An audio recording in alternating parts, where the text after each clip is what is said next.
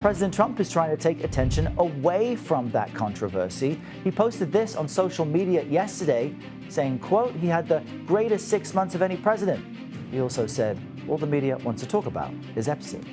CBS News senior White House correspondent Weijia Jiang joins us now with more on all of this. Good morning to you, Weijia. What is the Trump administration's strategy, I guess other than deflection, for handling this public desire for the Epstein files?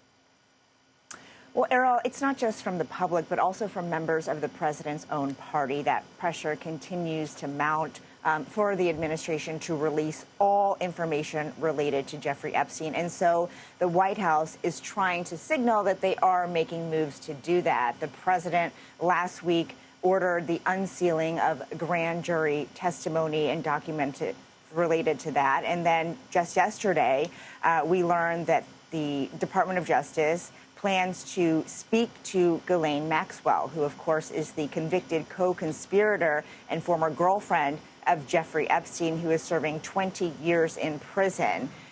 Our Ed O'Keefe, our colleague, who also covers the White House, of course, asked President Trump if he supported that move. Take a listen. I don't know anything about it. They're going to what? Your Deputy Attorney General is reached out to Ghislaine Maxwell's attorney asking for a new interview. I don't know about it, but I think it's something that sounds appropriate to do,